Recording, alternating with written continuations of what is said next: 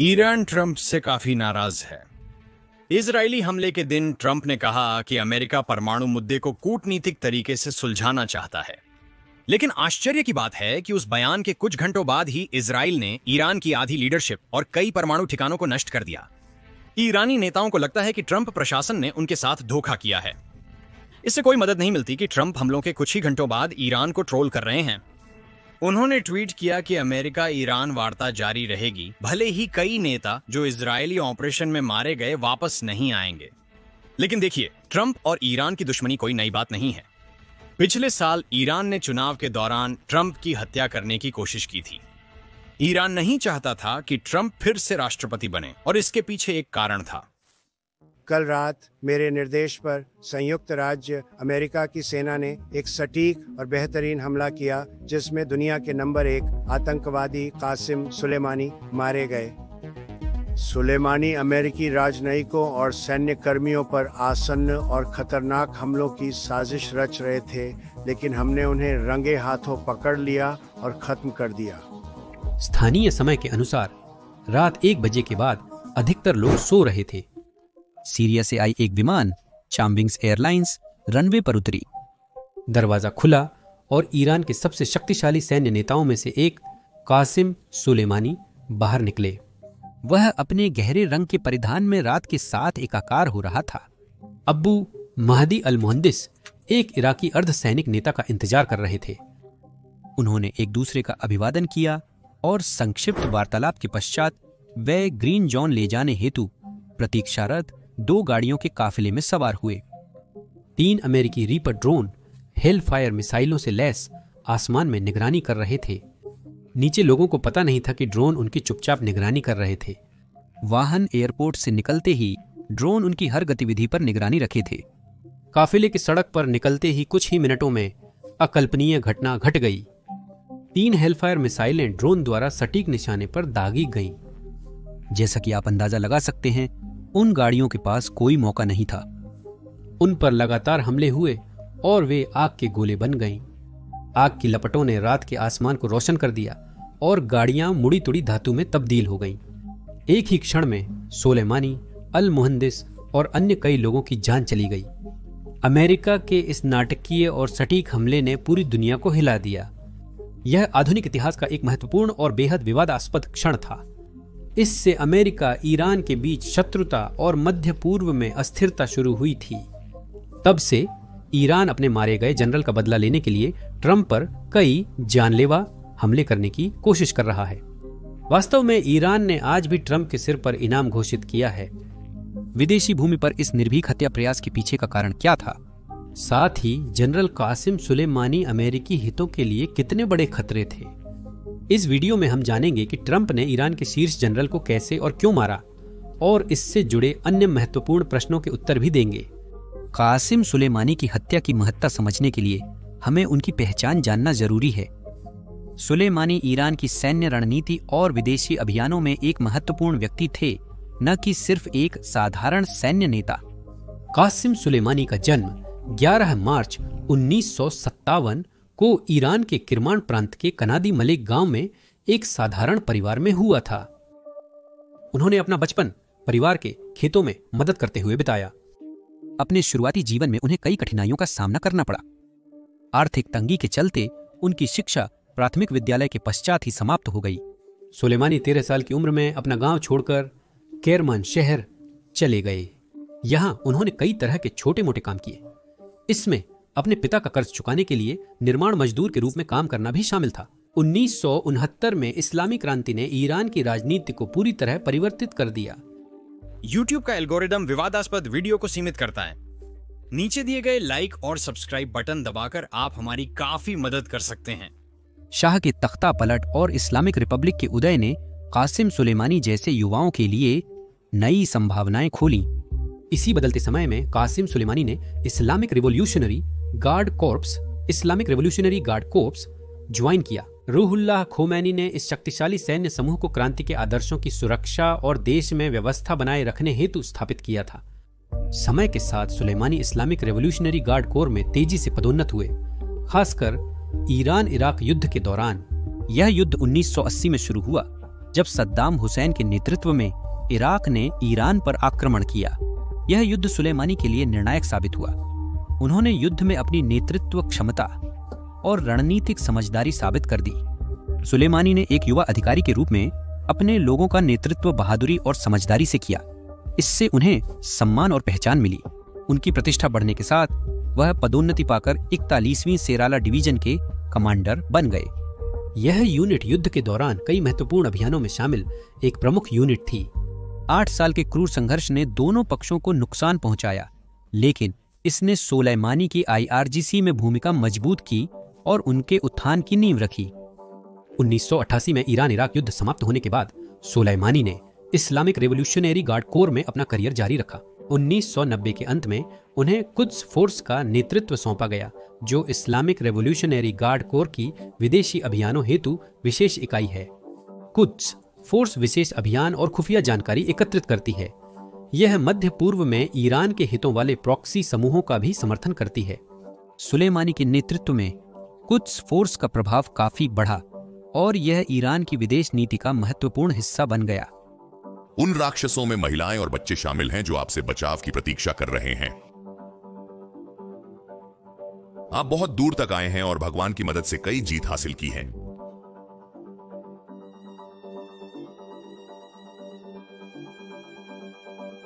सुलेमानी की Quds force में भूमिका ने उन्हें मध्य पूर्व के सर्वाधिक प्रभावशाली लोगों में स्थान दिलाया। इराक में उन्होंने 2003 के आक्रमण के बाद के हालात को आकार देने में एक महत्वपूर्ण भूमिका निभाई। अमेरिका के नेतृत्व वाले गठबंधन द्वारा सद्दाम हुसैन की सरकार गिराए जाने के बाद ईरान ने क्षेत्र में अपना प्रभाव जमाने का प्रयास किया। सुलेमानी ने कई शिया मिलिशिया और नेताओं को प्रशिक्षण, फंडिंग और हथियार देकर उनके साथ संबंध स्थापित किए। उन्होंने नई इराकी सरकार के गठन में और उस पर ईरानी प्रभाव बनाए रखने में अहम भूमिका निभाई। उस वक्त उनकी ख्याति आग की तरह फैल चुकी थी। सीरिया में कासिम सुलेमानी 2011 में शुरू हुए सीरियाई गृह युद्ध के दौरान पूर्व राष्ट्रपति बशर अल असद के कट्टर समर्थक थे। जब संघर्ष ने असद सरकार को खतरे में डाला तो कासिम सुलेमानी ने ईरानी सेनाओं और हिजबुल्लाह सहित सहयोगी मिलिशियाओं को सीरिया में तैनात किया ताकि सरकार का समर्थन किया जा सके। उनकी योजना और समर्थन असद के पक्ष में युद्ध की दिशा बदलने में अहम थे। इससे सरकार को महत्वपूर्ण क्षेत्रों पर फिर से कब्जा करने और सत्ता बनाए रखने में मदद मिली। वह बशर के लिए असल में जीवनदाता थे। सुलेमानी का प्रभाव लेबनान तक फैला था, जहां उनके हिजबुल्लाह शिया उग्रवादी समूह व राजनीतिक पार्टी के साथ पुराने संबंध थे। 1980 के दशक की शुरुआत में स्थापना के बाद से हिजबुल्लाह ईरान का महत्वपूर्ण सहयोगी रहा है। यह इजराइल के खिलाफ ईरान के प्रॉक्सी बल और क्षेत्रीय शक्ति प्रदर्शन का साधन रहा है। सुलेमानी के हिजबुल्लाह नेताओं से निरंतर संबंधों ने हथियार, प्रशिक्षण और धन के रूप में समर्थन सुनिश्चित किया। इससे समूह की क्षमताएं सुदृढ़ हुईं और यह लेबनानी राजनीति का एक प्रमुख अंग बन गया। फलस्वरूप वे सुलेमानी के प्रति अधिक निष्ठावान हो गए। लेकिन वे अकेले विद्रोही नहीं थे जिन्हें सुलेमानी ने सशक्त किया था। यमन में सुलेमानी के नेतृत्व में कुद्स फोर्स ने हूती विद्रोहियों को समर्थन दिया। विद्रोहियों ने यमनी सरकार के खिलाफ गृह युद्ध लड़ा। वे सऊदी अरब के नेतृत्व वाले गठबंधन का विरोध कर रहे थे, जो ईरान का कट्टर प्रतिद्वंद्वी है। सुलेमानी ने हूतियों को हथियार और प्रशिक्षण दिया। वह अरब प्रायद्वीप में ईरान का प्रभाव बढ़ाना चाहते थे। इसका लक्ष्य सऊदी अरब को टक्कर देना भी था। यमन का संघर्ष सुलेमानी की रणनीति और कौशल की परख के लिए एक नया अखाड़ा बन गया। कोई हैरानी नहीं, वह इसमें भी सफल रहे। अपने करियर के दौरान सुलेमानी की सैन्य रणनीतिकार के रूप में प्रतिष्ठा बढ़ती गई। वह अपने व्यावहारिक दृष्टिकोण और मोर्चे पर जाकर खुद अभियानों का समन्वय करने के लिए जाने जाते थे। उन्होंने राज्य के प्रतिनिधियों और गैर राज्य मिलिशिया सहित विभिन्न समूहों के साथ गठबंधन किया। यह उनकी क्षेत्रीय गतिशीलता और शक्ति संरचनाओं की गहरी समझ दर्शाता है। उनके मुख्य अभियान थे 2006 के लेबनान युद्ध में इजराइल के खिलाफ हिजबुल्लाह का समर्थन, सीरिया में असद का समर्थन और इराक में अमेरिकी प्रभाव व ISIS जैसे सुन्नी उग्रवादियों का मुकाबला करने की रणनीति बनाना। सुलेमानी का प्रभाव सैन्य अभियानों से परे था, जो हैरानी की बात है। जैसा मैंने पहले कहा, वह सिर्फ एक सैन्य नेता नहीं थे, बल्कि उन्होंने ईरान की राजनीतिक और कूटनीतिक रणनीतियों को भी आकार दिया। ईरान के सर्वोच्च नेता अयातुल्ला अली खामेनेई के साथ सुलेमानी का करीबी रिश्ता और उच्च स्तरीय निर्णय में उनकी भागीदारी ईरानी सत्ता में उनके महत्व को दर्शाती थी। सुलेमानी ने क्षेत्रीय राजनीति को कुशलता से संभाला। उनकी रणनीतिक समझ ने उन्हें ईरान की क्षेत्रीय नीति को आकार देने में महत्वपूर्ण बनाया। सुलेमानी बहुत प्रसिद्ध और लोकप्रिय थे, लेकिन उन्होंने खुद को कई वर्षों तक सुर्खियों और सार्वजनिक ध्यान से दूर रखा। अपने करियर के अंतिम हिस्से में ही उनका नाम और चेहरा ईरान के भीतर और अंतर्राष्ट्रीय स्तर पर अधिक व्यापक रूप से पहचाना जाने लगा। उनकी विरासत की दोहरी प्रकृति उनके समर्थकों के बीच उनकी किंवदंती जैसी स्थिति और दुश्मनों में उनके द्वारा पैदा किए गए डर से परिलक्षित होती है। वह अपने लोगों के लिए सिर्फ एक नेता नहीं, बल्कि एक प्रतीक थे और अमेरिका इससे अवगत था। तो कासिम सुलेमानी ने अमेरिका से कहां टकराव किया था कि उन्होंने इतने कठोर कदम उठाने की प्रेरणा पाई? सब कुछ तब शुरू हुआ जब डोनाल्ड ट्रंप सत्ता में आए और एक कार्यकारी फैसला लिया। 2018 में अमेरिका ने ईरान परमाणु समझौते, जिसे संयुक्त व्यापक कार्य योजना joint comprehensive plan of action कहा जाता है, से बाहर निकलने का बड़ा कदम उठाया। यह समझौता 2015 में ईरान के परमाणु कार्य को सीमित करने के लिए हुआ था। बदले में आर्थिक प्रतिबंध हटने से ईरान को विकास का अवसर मिलेगा। राष्ट्रपति डोनाल्ड ट्रंप ने इस समझौते की निंदा करते हुए इसे अमेरिका के लिए सबसे खराब व एकतरफा सौदों में से एक करार दिया। हमने मध्य पूर्व के अपने दोस्तों से भी सलाह मशविरा किया है। हम इस खतरे की समझ और इस विश्वास में एकजुट हैं कि ईरान को कभी भी परमाणु हथियार हासिल नहीं करने देना चाहिए। इन सलाह मशविरा के बाद मुझे यह स्पष्ट हो गया है कि हम ईरान को परमाणु बम हासिल करने से नहीं रोक सकते। 8 मई 2018 को ट्रंप ने JCPOA से अमेरिका की वापसी की घोषणा की। उन्होंने चिंता व्यक्त की कि यह समझौता ईरान को परमाणु हथियार विकसित करने से पर्याप्त रूप से नहीं रोकता। उन्होंने कहा कि यह समझौता ईरान के बैलिस्टिक मिसाइल कार्यक्रम और क्षेत्र के उग्रवादी समूहों को उसके समर्थन को संबोधित करने में विफल रहा। अमेरिका की वापसी के बाद उसने ईरान पर फिर से कड़े प्रतिबंध लगाए। प्रतिबंधों ने रूस की अर्थव्यवस्था के प्रमुख क्षेत्रों जैसे ऊर्जा, शिपिंग और वित्त को प्रभावित किया। इन प्रतिबंधों का लक्ष्य ईरान पर दबाव बढ़ाकर उसकी परमाणु महत्वाकांक्षाएं और मध्य पूर्व में अस्थिरता फैलाने वाली गतिविधियां रोकना था। प्रतिबंधों के पुनः लागू होने से ईरान की अर्थव्यवस्था पर गहरा असर पड़ा। तेल निर्यात में गिरावट आई और लोगों को भारी आर्थिक परेशानी का सामना करना पड़ा। इसका असर तुरंत दिखा। प्रतिबंधों के कारण ईरान की GDP 2018 में अनुमानित 4.8% गिर गई। यह ग्राफ प्रतिबंधों के तत्काल प्रभाव को पूरी तरह से दर्शाता है। ईरान में बेरोजगारी दर और जीवन यापन लागत में तीव्र वृद्धि हुई। नागरिकों के लिए जीवन क्रमशः दुष्कर बनता गया। अमेरिका और ईरान के बीच तनाव 2019 में और बढ़ गया, जिसमें कई हमले और जवाबी कार्रवाइयां हुई।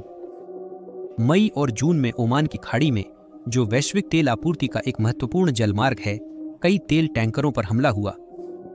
अमेरिका ने इन हमलों के लिए ईरान को दोषी ठहराया। उस पर आरोप लगाया कि उसने जहाजों को नुकसान पहुंचाने के लिए लिम्पेट माइंस का इस्तेमाल किया।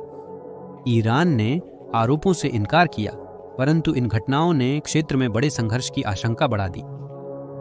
20 जून 2019 को स्थिति ने नाटकीय मोड़ ले लिया, जब ईरान ने होर्मुज जलद मरू मध्य के ऊपर एक अमेरिकी निगरानी ड्रोन को मार गिराया। ईरान का दावा है कि ड्रोन ने उसकी हवाई सीमा का उल्लंघन किया था, जबकि अमेरिका का कहना है कि वह अंतरराष्ट्रीय हवाई क्षेत्र में था। ड्रोन गिराए जाने से दोनों देश सैन्य टकराव के कगार पर आ गए। राष्ट्रपति ट्रंप ने ईरानी ठिकानों पर जवाबी हमले का आदेश दिया, लेकिन बाद में संभावित नुकसान के कारण उसे रद्द कर दिया। फिर भी यह स्पष्ट था कि परिस्थितियां बिगड़ रही थीं। 2019 के अंत तक हमले और जवाबी कार्रवाइयां जारी रही। 27 दिसंबर को इराक के किरकुक में एक एयरबेस पर रॉकेट हमले में एक अमेरिकी नागरिक ठेकेदार मारा गया और कई अमेरिकी व इराकी कर्मी घायल हुए। यह एक निर्णायक मोड़ था। अमेरिका ने इस हमले का श्रेय इराक में सक्रिय ईरान समर्थित मिलिशिया समूह काताइब हिजबुल्लाह को दिया। जवाब में अमेरिका ने 29 दिसंबर को इराक और सीरिया में काताइब हिजबुल्लाह के ठिकानों पर हवाई हमले किए, जिसमें कम से कम 25 मिलिशिया सदस्य मारे गए और कई घायल हुए। अमेरिकी हवाई हमलों ने ईरान समर्थित मिलिशिया और उनके समर्थकों द्वारा हिंसक प्रतिक्रिया को उकसाया। 31 दिसंबर को कताइब हिजबुल्लाह के सदस्यों समेत हजारों प्रदर्शनकारियों ने बगदाद स्थित अमेरिकी दूतावास पर हमला किया। उन्होंने बाहरी घेराबंदी को तोड़ दिया, आगजनी की और संपत्ति को नुकसान पहुंचाया, लेकिन मुख्य दूतावास परिसर में प्रवेश नहीं किया। 2 दिन की घेराबंदी के बाद अमेरिकी मरीन और इराकी सुरक्षा बलों ने प्रदर्शनकारियों को भगा दिया। अमेरिका ने इस हमले की योजना बनाने के लिए ईरान को जिम्मेदार ठहराया, जिससे दोनों देशों के बीच तनाव और बढ़ गया। ये घटनाएं 2020 की शुरुआत में हुई नाटकीय तनाव वृद्धि का आधार बनी। अमेरिका और ईरान एक खतरनाक बदले की कार्रवाई के चक्र में फंस गए, जहां दोनों पक्ष एक दूसरे की कार्रवाइयों का जवाब लगातार बढ़ती शक्ति से दे रहे थे। अमेरिका अपने ठेकेदारों और सैनिकों की मौत पर चोट से क्रोधित था, इसलिए उसने नजीर पेश करने का निर्णय लिया। बदले की कार्रवाई के चक्र को तोड़ने का एकमात्र उपाय था उस पहिए को ही तोड़ देना। इसके लिए उन्होंने जनरल कासिम सुलेमानी को निशाना बनाया। वह वही व्यक्ति था जिसके पास ईरान की सैन्य शक्ति की चाबी थी और जिसे वे चल रहे सैन्य तनाव का जिम्मेदार मानते थे। अमेरिका ने पहले ही कार्रवाई का निर्णय ले लिया था। 3 जनवरी 2020 की रात ईरान की कुद्स फोर्स के कमांडर कासिम सुलेमानी बगदाद अंतरराष्ट्रीय हवाई अड्डे पर पहुंचे। वह अभी अभी दमिश्क सीरिया से चाम्बिंग्स की फ्लाइट से आए थे। विमान से उतरने के बाद इराक की पॉपुलर मोबिलाइजेशन फोर्सेस के डिप्टी हेड और उनके करीबी सहयोगी अबू महदी अल मुहंदिस ने उनका स्वागत किया। दोनों आदमी अपने साथियों के साथ वाहनों के काफिले में बैठ गए, जो उन्हें बगदाद के ग्रीन जोन ले जाने के लिए प्रतीक्षारत थे। उन्हें नहीं पता था कि एक अमेरिकी ड्रोन ऊपर उनकी हर गतिविधि पर निगरानी रख रहा था। एयरपोर्ट से निकलते ही ड्रोन ने वाहनों पर मिसाइलें दागीं, जिससे अंदर मौजूद सभी लोग मारे गए।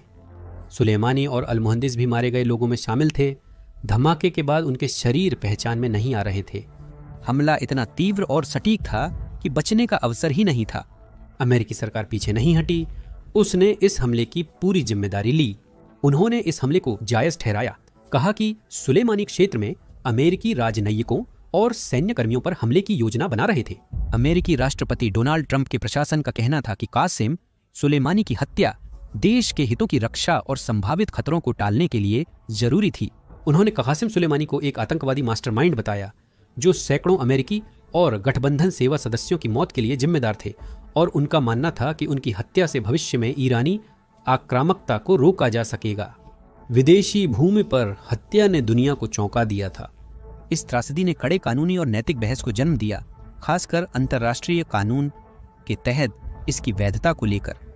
अमेरिकी ड्रोन हमले ने अंतर्राष्ट्रीय कानून, विशेषकर जूस एट बेलम और जूस इन बेलो सिद्धांतों के अनुपालन पर सवाल उठाए हैं। जस एट बेलम राज्यों के बीच बल प्रयोग को नियंत्रित करता है, जबकि जस इन बेलो या अंतर्राष्ट्रीय मानवीय कानून युद्ध के संचालन को नियंत्रित करता है।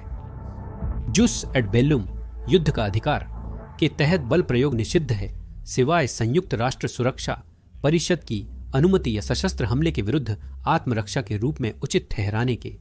अमेरिकी सरकार ने कासिम सुलेमानी पर अमेरिकी हितों पर हमले की योजना बनाने का आरोप लगाते हुए इस हमले को आत्मरक्षा बताया।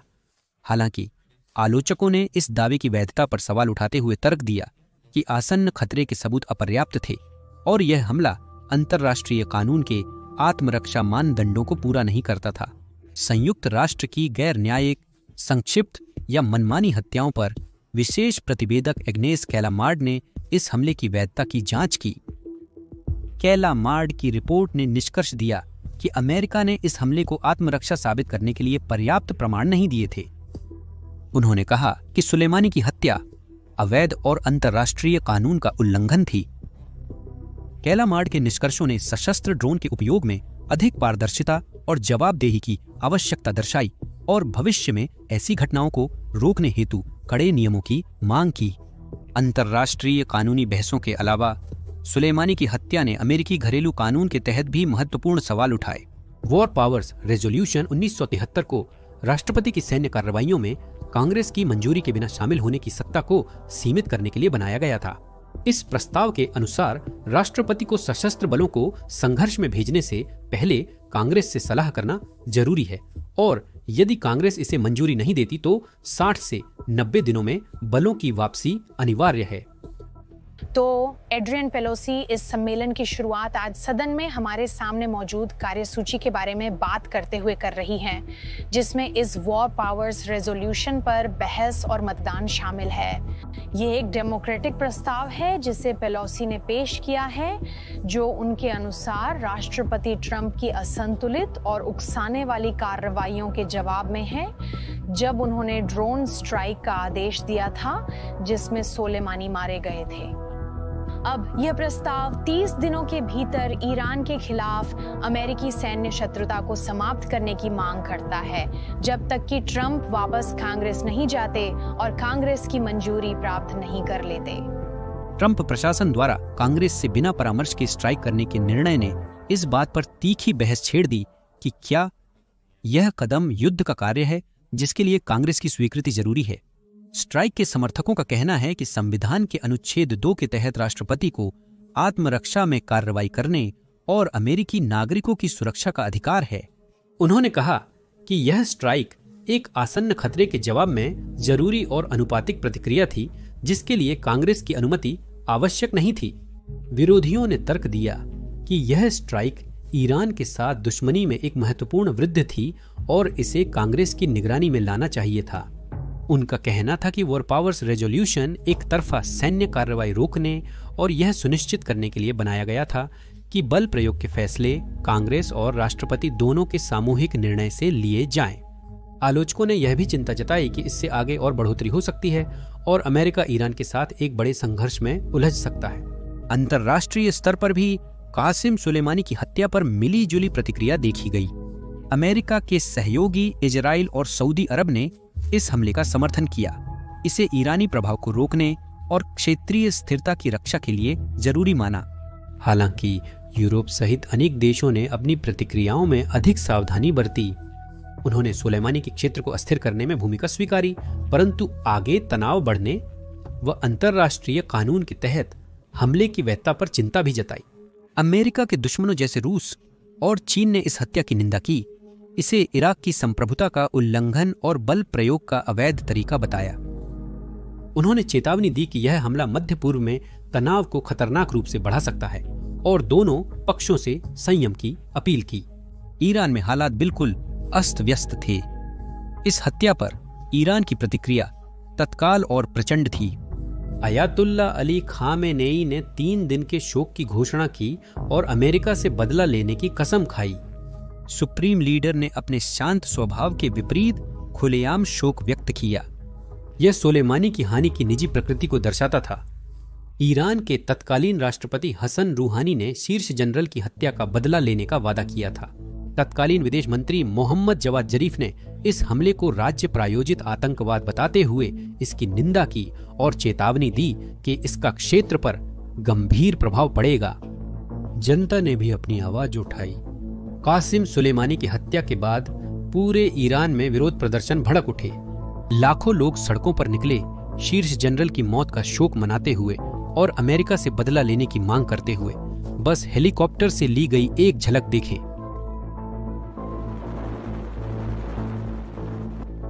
सुलेमानी के मारे जाने से वातावरण गुस्से और शोक से भरा हुआ था, क्योंकि उन्हें ईरान के हितों की रक्षा करने वाले एक राष्ट्रीय हीरो के रूप में देखा जाता था। वह एक महिमा मंडित शख्सियत थे जो अमेरिका के दबाव के बावजूद ईरान की घातक पहुंच का प्रतीक माने जाते थे। इस हत्या ने उन्हें लोगों की नजर में शहीद बना दिया। सुलेमानी की हत्या का बदला लेते हुए ईरान ने 8 जनवरी 2020 को इराक स्थित अमेरिकी ठिकानों पर मिसाइल दागे। इस मिशन का नाम शहीद सुलेमानी रखा गया था, जिसमें अल असद एयर बेस और एयरबिल के एक अन्य बेस पर दर्जन से ज्यादा बैलिस्टिक मिसाइलें दागी गईं। यह हमला प्रतिशोध का संदेश था, जिसका उद्देश्य क्षेत्र में अमेरिकी सेनाओं के खिलाफ ईरान की जवाबी कार्रवाई करने की क्षमता प्रदर्शित करना था। मिसाइलों ने बेसों को भारी नुकसान पहुंचाया, जिससे उनकी बुनियादी ढांचा और उपकरण नष्ट हो गए। धमाकों में तुरंत मौतें तो नहीं हुई, लेकिन बाद में 100 से ज्यादा अमेरिकी सैनिकों को सिर की गंभीर चोटें आई थीं। हालांकि मिसाइलें पर्याप्त नहीं थीं। थोड़े समय बाद ही ईरानी सांसद अहमद हमजा ने एक साहसिक कदम उठाया। 21 जनवरी 2020 को उन्होंने राष्ट्रपति डोनाल्ड ट्रंप के सिर पर $3 मिलियन का इनाम रखा। हमजा ने ईरान की संसद के एक सत्र में यह घोषणा की, जिससे ईरान में भावनाओं के उफान का साफ संकेत मिलता है। सुलेमानी वहां एक अत्यंत सम्मानित व्यक्ति थे और उनकी मृत्यु का देश पर गहरा प्रभाव पड़ा। सुलेमानी के अंतिम संस्कार के टेलीकास्ट दौरान एक अज्ञात शोक वक्ता ने और बड़ा कदम उठाने का सुझाव दिया। उसने प्रस्ताव रखा कि ईरान के 80 मिलियन निवासियों में से हर कोई $1 दे ताकि ट्रंप की हत्या के लिए $80 मिलियन की इनामी राशि इकट्ठा की जा सके। इस प्रस्ताव को भीड़ से काफी समर्थन मिला, जो यह दिखाता है कि कई ईरानियों के भीतर कितना गुस्सा और बदले की भावना थी। हालांकि इस विचार को ईरानी सरकार की आधिकारिक मंजूरी प्राप्त नहीं हुई थी। ये घोषणाएं सुलेमानी की मौत के बाद ईरान में फैले व्यापक गुस्से और बदले की पुकार का एक अंश मात्र थीं। देश शोक और आक्रोश में था और ये इनाम ट्रंप व अमेरिका के प्रति घृणा की गहराई को दर्शाते थे। आज तक यह दुश्मनी खत्म नहीं हुई है। यह समझाने के लिए कि यह नफरत आज भी कितनी मजबूत है, आइए अपनी टाइमलाइन से थोड़ा हटकर 2024 में चलते हैं। पिछले साल ट्रंप की जान लेने की कई कोशिशें की गईं। जुलाई 2024 में पेंसिल्वेनिया के बटलर में एक चुनावी रैली में एक स्नाइपर ने ट्रंप को गोली मारी थी।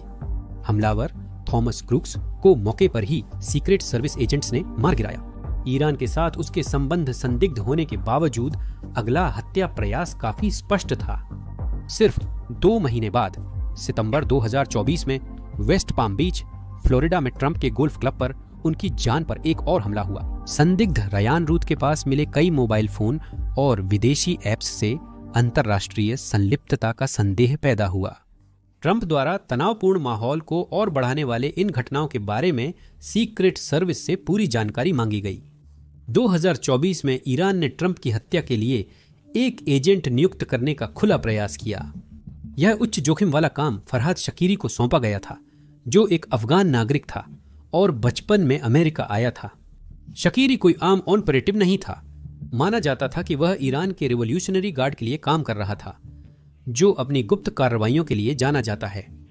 उसका मिशन साफ था, 7 दिनों के भीतर ट्रंप की हत्या करना। अगर वह ऐसा नहीं कर पाता तो उसे 2024 के राष्ट्रपति चुनाव तक इंतजार करना पड़ता, मानते हुए कि ट्रंप हारकर आसान निशाना बन सकते थे। शकीरी के पास अपराधियों का एक अनुभवी नेटवर्क था, जो निगरानी और सुपारी किलिंग में माहिर थे। हम सब जानते हैं इसका क्या नतीजा निकला। इन लोगों के कई देशों में संपर्क थे और वे कानून प्रवर्तन से बचने में कुशल थे। यह साजिश जटिल थी, जिसमें पूरी तरह से योजना बनानी पड़ती थी। शकीरी और उनकी टीम ने ट्रंप पर व्यापक निगरानी रखी, उनकी गतिविधियों और उनके चारों ओर की सुरक्षा का अध्ययन किया। वे किसी भी कमजोरी की तलाश में थे जिसका फायदा उठा सके। समय तेजी से गुजर रहा था। ट्रंप तक पहुंचने और प्लान को पूरा करने के लिए केवल 1 सप्ताह बचा था। प्रत्येक क्षण समय के विरुद्ध एक होड़ थी। उन्हें शीघ्रता से काम करना था, लेकिन एक निश्चित योजना के साथ। दुर्भाग्य से अमेरिकी अधिकारी भी निष्क्रिय नहीं थे। संघीय एजेंट और खुफिया एजेंसियां ईरान से आने वाले हर संभावित खतरे पर पूरी तरह सतर्क थीं।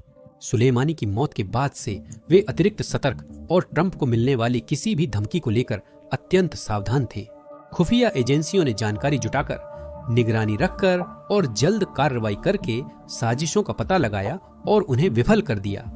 हत्या की साजिश को रोकने में कई एजेंसियों की साझा कोशिश शामिल थी, लेकिन इसकी पूरी जानकारी अभी भी कुछ हद तक रहस्यमयी है। संभवतः उन्होंने मुखबिरों, अंडरकवर एजेंट्स, फोन टैपिंग और इलेक्ट्रॉनिक मॉनिटरिंग जैसे तरीके शकीरी और उसके साथियों पर नजर रखने के लिए इस्तेमाल किए। उन्होंने सही समय पर जोखिम को समाप्त करने के लिए कदम उठाया और एक संभावित विपत्ति टाल दी। अमेरिकी अधिकारियों ने शकीरी और उसके न्यूयॉर्क स्थित 2 साथियों, कार्ल लिसले रिवेरा और जोनाथन लॉडहोल्ट के नेटवर्क पर नजर रखी। ये लोग ट्रंप की निगरानी में लॉजिस्टिक्स सहायता दे रहे थे। साजिश का पता चलते ही अमेरिकी अधिकारियों ने रिवेरा और लॉडहोल्ट को नवंबर 2024 में गिरफ्तार कर लिया। उनकी गिरफ्तारी एक महत्वपूर्ण जीत थी, जिससे हत्या की साजिश विफल हो गई और ऑपरेशन के मुख्य लोग हटा दिए गए। इन गिरफ्तारियों के बावजूद शकीरी पकड़ से बचने में सफल रहा। अधिकारियों को वह नहीं मिला और माना जाता है कि वह ईरान भाग गया, जहां उसने उसी संगठन से शरण और सुरक्षा मांगी जिसने उसे मिशन सौंपा था। यह दिखाता है कि ईरान कितना दृढ़ निश्चयी है। सालों बाद भी वे बदला लेने के लिए उतने ही दृढ़ हैं। चलिए 2019 की हमारी टाइमलाइन पर लौटते हैं। राष्ट्रपति ट्रंप ईरानी मिसाइलों से अमेरिकी ठिकानों पर बिल्कुल भी विचलित नहीं हुए। उन्होंने ऐसा ट्वीट किया मानो ईरान का मजाक उड़ा रहे हों। राष्ट्रपति ट्रंप आगे संयम और तनाव कम करने की जरूरत पर बात करेंगे। ट्रंप ने कहा कि अमेरिका ईरान के साथ युद्ध नहीं चाहता, परंतु अपने हितों और सहयोगियों की सुरक्षा के लिए आवश्यक कदम उठाएगा। सुलेमानी की हत्या और बाद की घटनाओं ने मध्य पूर्व की नाजुक भू राजनीतिक स्थिति को उजागर किया। अमेरिका और ईरान दोनों पर पूर्ण युद्ध से बचने का भारी दबाव था, क्योंकि ऐसा युद्ध क्षेत्र और बाहर भी विनाशकारी हो सकता था। संकट निवारण और तनाव वृद्धि रोकने हेतु कूटनीतिक प्रयास व खुला संवाद अति आवश्यक माना गया। अमेरिका ने शायद इसके मध्य पूर्व और उससे बाहर तक फैलने वाले गहरे प्रभावों के बारे में पूरी तरह नहीं सोचा था। ईरान में सुलेमानी की विरासत राष्ट्रीय एकता और गर्व का प्रतीक बन गई। उनकी मृत्यु ने देश के आंतरिक विभाजनों के बावजूद सुधारवादियों से कट्टरपंथियों तक सभी को एकजुट कर दिया। सभी ने शोक और आक्रोश व्यक्त किया। सुलेमानी को ईरान के हितों की रक्षा और दुश्मनों से लड़ने वाले एक राष्ट्रीय हीरो के रूप में देखा जाता था। उनकी हत्या ने राष्ट्रवादी भावनाओं की लहर पैदा कर दी, जिसमें कई ईरानी झंडे के चारों ओर एकजुट हो गए और बाहरी खतरों का विरोध किया। विभिन्न गुटों का एकजुट होना सुलेमानी के ईरानी समाज में प्रतीकात्मक महत्व को दर्शाने वाली एक अस्थायी लेकिन महत्वपूर्ण घटना थी। हालांकि इसने ईरान के राजनीतिक परिदृश्य में कट्टरपंथी प्रभाव के बढ़ने का रास्ता भी तैयार किया। कट्टरपंथी तत्वों ने अमेरिका और उसके सहयोगियों के खिलाफ आक्रामक रुख अपनाने का दबाव बनाया, जिससे पीड़ित होने की भावना और बदले की पुकार मजबूत हुई। इस बदलाव का ईरान की घरेलू और विदेश नीति पर दीर्घकालिक प्रभाव पड़ा। इससे कूटनीतिक संभावनाएं कम और युद्ध एवं आतंक के मौके बढ़ गए। इराक में सुलेमानी की हत्या का असर भी काफी गहरा था। इराकी संसद ने एक प्रस्ताव पारित कर देश से सभी विदेशी सैनिकों की वापसी की मांग की, जो इराकी नेताओं और जनता के बीच बढ़ते अमेरिका विरोध को दर्शाता है। विदेशी सैनिकों की मौजूदगी इराक में लंबे समय से एक समस्या रही है और सुलेमानी व अबू महदी अल मुहंदिस की हत्या ने इन भावनाओं को और बढ़ा दिया। कई इराकी लोगों ने इस हमले को अपनी संप्रभुता का उल्लंघन और देश में अस्वीकार्य विदेशी हस्तक्षेप के रूप में देखा। ईरान समर्थित मिलिशियाओं ने संसद के प्रस्ताव को अपना एजेंडा आगे बढ़ाने का अवसर माना। उन्होंने अपनी ताकत दिखाकर इराकी सरकार पर प्रस्ताव लागू करने का दबाव बनाना शुरू किया। इराकी सरकार को एक कठिन फैसला लेना पड़ा, मिलिशियाओं या अमेरिका का साथ देना। इस दौरान अमेरिकी सेना इराकी लोगों की बढ़ती शत्रुता का सामना कर रही थी। उसकी मौजूदगी अब स्वीकार्य नहीं रही, जिससे ISIS जैसे चरमपंथी समूहों के खिलाफ मिशन पूरा करना कठिन हो गया। फिर एक अलग तरह की मुश्किलें शुरू हो गईं, जिनके बारे में हम किसी और वीडियो में बात करेंगे। सुलेमानी की हत्या के क्षेत्रीय और वैश्विक स्तर पर दूरगामी परिणाम हुए। इस हमले ने प्रॉक्सी संघर्षों के सीधे टकराव में बदलने की आशंका बढ़ा दी। ईरान ने वर्षों तक प्रॉक्सी समूहों का समर्थन करके मध्य पूर्व में अपना प्रभाव फैलाया था। लेबनान में हिजबुल्लाह, इराकन में मिलिशिया और यमन में हुती शामिल थे। इनके प्रमुख आयोजक कासिम सुलेमानी की हत्या से बदले का खतरा पैदा हुआ। यह बदला क्षेत्र में अमेरिकी हितों और उसके सहयोगियों पर निकाला जाता। इस हत्या के व्यापक परिणाम संयुक्त व्यापक कार्य योजना और अप्रसार प्रयासों तक भी फैले थे। 2018 में JCPOA से अमेरिका की वापसी ने पहले ही ईरान के साथ संबंधों में तनाव पैदा कर दिया था। कासिम सुलेमानी की हत्या से कूटनीतिक बातचीत की संभावनाएं और भी कम हो गईं। ईरान ने सुलेमानी की हत्या के जवाब में JCPOA का पालन कम किया, यूरेनियम संवर्धन फिर शुरू किया और परमाणु हथियारों के संभावित विकास के करीब पहुंचा। इससे स्थिति और बिगड़ गई, जिससे वापसी असंभव हो गई। JCPOA का क्षरण और परमाणु हथियारों से लैस ईरान की संभावना ने वैश्विक अप्रसार प्रयासों पर गंभीर असर डाला। सुलेमानी की हत्या ने बढ़ते तनाव और अविश्वास के बीच अब प्रसार समझौतों को कायम रखने की चुनौतियों को उजागर किया।